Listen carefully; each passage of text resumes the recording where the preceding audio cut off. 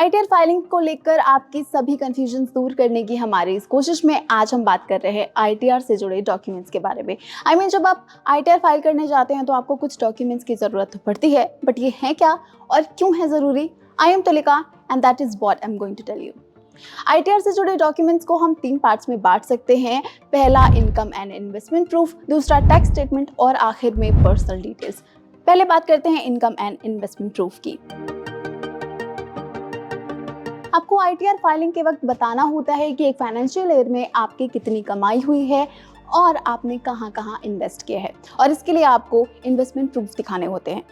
अगर आपने income tax act के सेक्शन 80C के तहत आने वाले टैक्स सेविंग टूल्स जैसे एफडी या एएलएसएस जैसे टूल्स में इन्वेस्ट किया है तो इनसे रिलेटेड डॉक्यूमेंट्स रेडी रखें, क्योंकि यहाँ आप टैक्स बचा सकते हैं।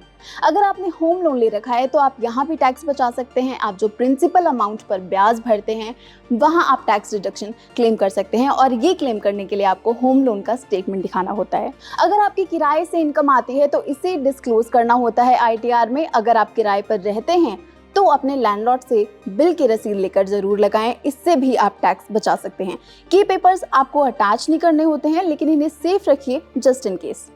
इसके अलावा अगर आपने शेयर, सिक्योरिटी या प्रॉपर्टी बेचकर पैसे कमाए हैं तो इसे डिस्क्लोज करना चाहिए। इसके लिए आपको broker statement, property sale deed वगैरह देनी पड़ सकती है। डिविडेंड से कमाई हुई है तो इससे आप डीमैट अकाउंट स्टेटमेंट के जरिए शो कर सकते हैं।